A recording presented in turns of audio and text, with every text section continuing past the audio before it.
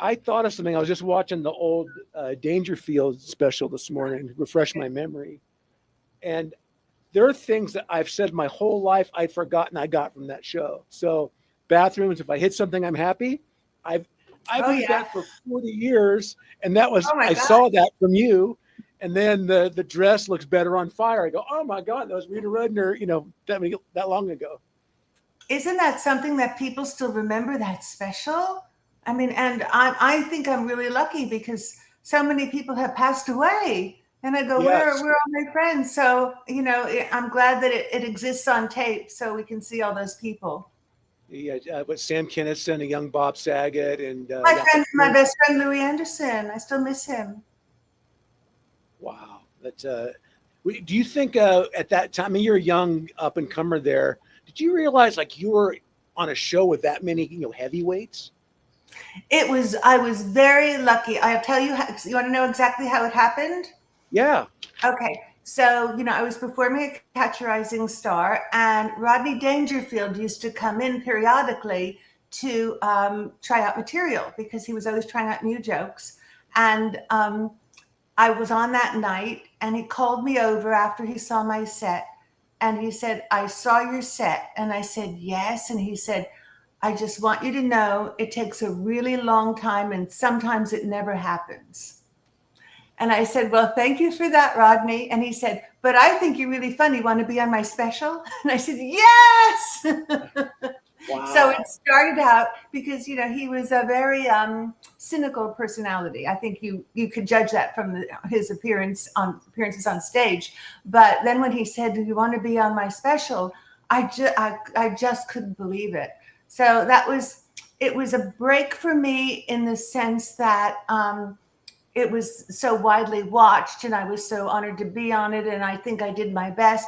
But the real breakout star from that was Sam Kinison. And I Yes. remember that right after the show, he came off stage and he said, that was it. That was it. I did it. I'm going to break through now. And everybody knew it. And that was kind of his time. But I mean, we all did great. And it was a great, great show to be on. But that was his breakthrough moment. You've been asked a million times, right? You're a dancer back in the day, and why'd you get into comedy? How long did it take you before you felt like, okay, I can really do this?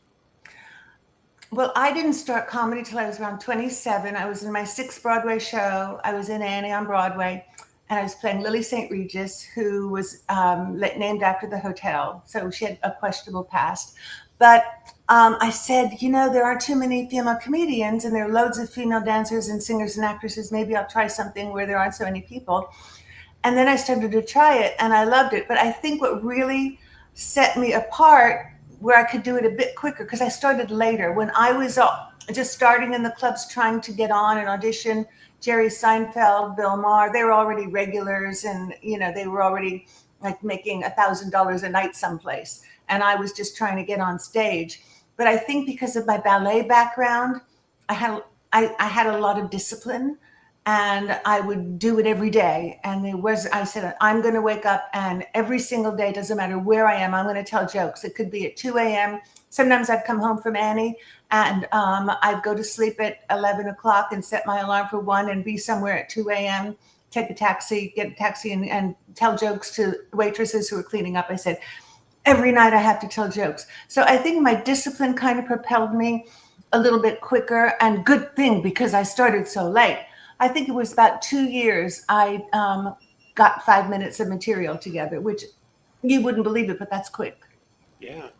Well, what are the mechanics of writing? Do you actually have to sit and say, hey, I'm going to carve out time from 10 to 2 and write jokes? How's that whole process of organizing material and sets even come about? It just happens. You do it. You just keep trying.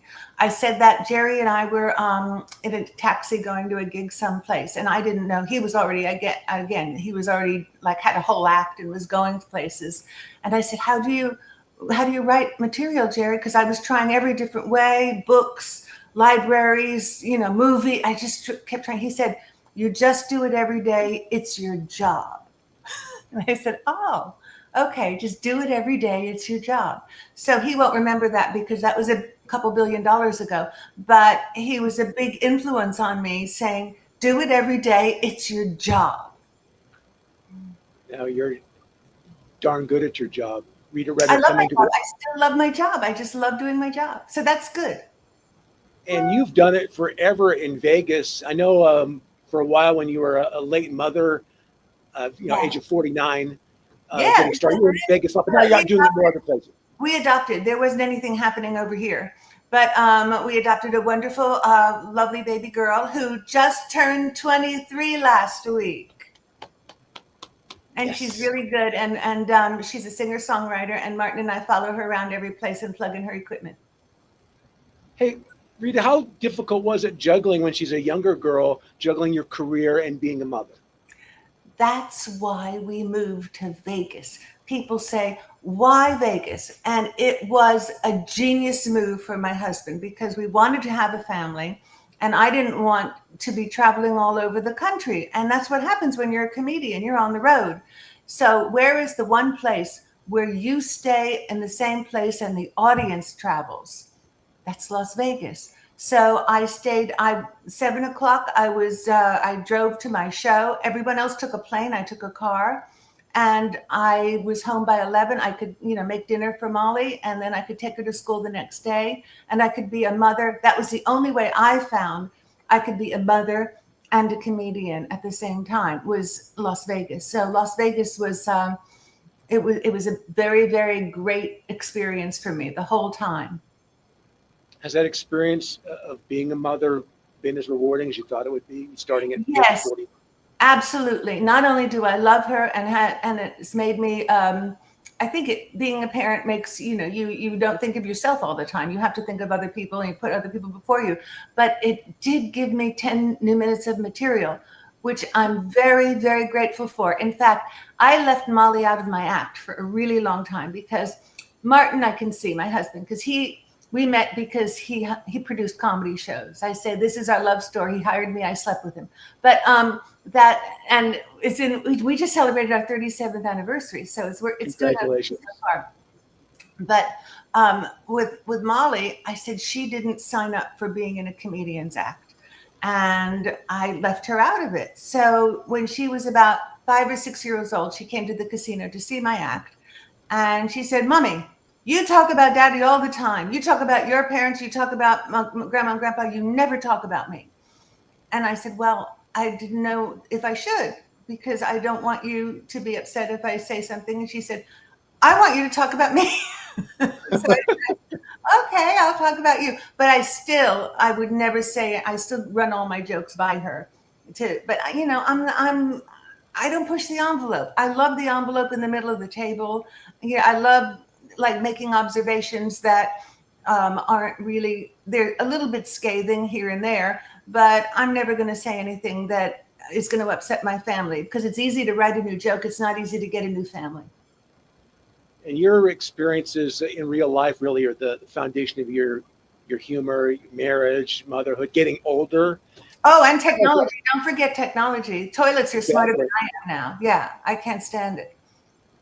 What about getting older? What are the challenges of that? And how has that helped you with your comedy and the material? Well, this is one thing about getting older. I used to wake up and say, what do I have to do today? Now I wake up and say, what do I want to do today? But then I still do what I have to do today. But it's a start, So at least I start out saying, and then I still have to, what's for dinner, the dishes, get on the airplane. But I still like doing things, but I don't have to do so much anymore. And I do things like I don't really care. Like I'm in a tennis clinic, and I play tennis 3 times a week, and I'm the worst one, and I don't care. I play golf. I don't care if the ball goes in the hole. What's the difference? My husband gets so happy when the ball goes in the hole. Sometimes I'm going to wake up and I'm going to put balls in each hole, tell him he did it, and he'll be happy. But I live my life. I think I'm a bit freer, and I don't I don't really take things as seriously anymore as I used to, which I think is kind of liberating when you get older. I've heard the common expression, I think maybe I'm getting this way too, is you have less blanks to give, right? Things bother you less and you're more at peace with yourself. Absolutely. And let's see, what else? The only thing that I'm finding very, very challenging, for instance, living day to day with technology becoming so advanced, and every time I wake up, something new happens. And when I talk about things like passwords in my act, I just can hear the whole audience moan in recognition. I mean, I got locked out of my own bank account because I couldn't remember the brand of my mother's first washing machine.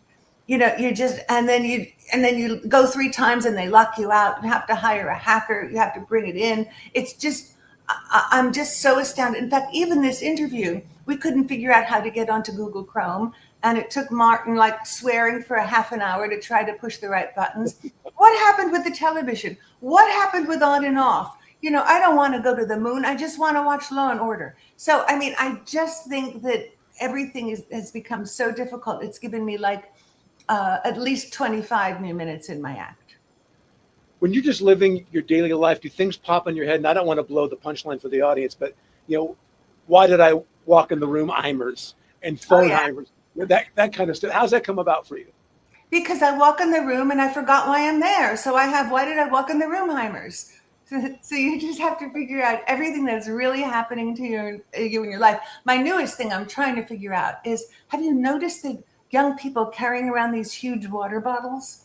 I remember when they used to, what is with the water bottles? Have a glass of water, put it down, and go on with your life. My daughter doesn't have to go to the gym anymore. She just goes like this every day with her water bottles. It's 40 ounces, I think, Rita. Why do you have to drink that much? I don't understand.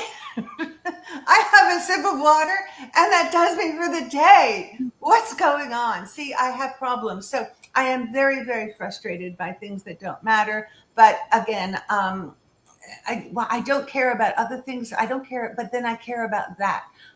So anyway, but it gives me a lot of frustration is good for comedy. There's nothing funny about a good looking person doing well. So as long as I'm just trying to keep up. I'm hanging on by a thread. Let me tell you. I've heard you talk about the young folks too that have those perfect tans because you're told to stay out of the sun. It's not good for us. No, yeah, I know. Well, I was in Australia, and they go nude sunbathing, and I used to do a joke about, what good is a tan without tan lines? How are you going to show it off to your friends? What are you going to say? Look, compared to my eyeball, look how tan I am. So you just, everything I go through, I kind of write down, and some things work and some things don't work. But like new words that appear every day. I'm sure you're aware of this, and we say them like they make sense. Hulu, Google, Yahoo. I said, those are words people used to say when they're having a stroke. And here we are, we're just saying them like, oh, have you Hulu'd today? No. Have you Googled? I don't know. So again, thank you, technology, for giving me a whole new act. And thank you, my daughter, for helping me get on the internet. And whenever she comes home, because she just graduated from college, we just hand her equipment and say, fix this. Hey, Rita, what's it mean to you? I've seen the pan of the audience. So you've got some younger, newer fans now, and also those folks that have been there for 40 years. What's that mean to you, that kind of that wide-ranging demographic? It's good because I see a lot of people, because I do appeal to older people because I am older, but a lot of people bring their parents, and they can relate to what I'm going through because their parents are going through the same thing. And because I don't swear, I have I'm not an angel, but I'm not going to do things that people are going to go, oh my gosh, I wish I haven't heard that. So I love it that I can appeal to cross generations. What does it mean to you to be a role model, if you consider yourself a role model for the younger female comedians coming up? Because there weren't many. There was Phyllis Diller, Joan Rivers, maybe when you were just starting. Well, that's why I did it, and then I met Phyllis Diller and Joan Rivers, and they were the most incredible women. I have to tell you, the drive, the energy, the creativity, and the kindness both of those women had were incredible. But, I don't know that I am anybody's role model. I just kind of do what I do, and I do my best all the time. That's what I tell Molly to do. As long as you've done your best, what else can you do? So I'm happy if anybody wants to watch me or listen to me or ask me questions, but I don't understand. I mean, I think a lot of female comedians have chosen a different way and a different role, but maybe some have, and I'd love to say hello to them. You're fantastic. And by the way, for our audience, I've seen Rita Rudner twice in person. She crushes it. She's got it. She'll bring her aim game coming up to the Atlantis on Saturday. Don't forget to mention my gown. I love your gown. I have pretty gowns. I have a gold gown, and it's really good. And it's a little heavy in the suitcase, but it's brand new because my old gowns they started wearing thin. I'm the only person I can wear out a gown. So I have a brand new gown. It's gold and it's shiny, and I think the public will enjoy it. You have a unique stage look because you mentioned the gown. You've got this kind of classy presence. You're not out there with jeans and a hat backwards. I mean, that's something that means a lot to you, right? How you present yourself with that kind of class. You know who did that? Martin, my husband, because he produced comedy shows. And when he saw me, I was in my cowgirl period, and I was wearing my jeans and my jacket, and I'd just get out of my costumes from Annie, and I'd run around. I would have to take 2 buses to get to the place after Annie and wherever I was going. So he hired me to do the Edinburgh Festival, and he said, Rita, people are looking at you as well. So I said, yeah, what's up? What should he said, well, can you just maybe a little bit? So we went shopping, and he bought me my first gown, which I wore for my first special, Born to Be Mild. And it just became a kind of a signature look for me, which helps because I don't have a tremendously loud voice.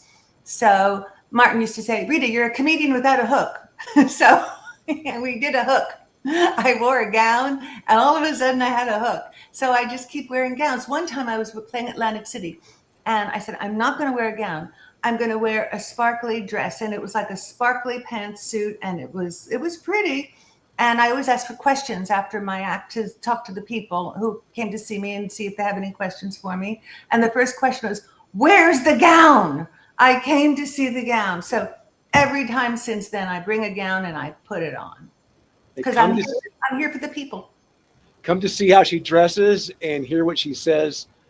She's got it at the top of her game after all these years. The great Rita Rudner coming up Saturday at the Atlantis in Reno. Thank you so much. I'm going to go try to change my password. You stay with me.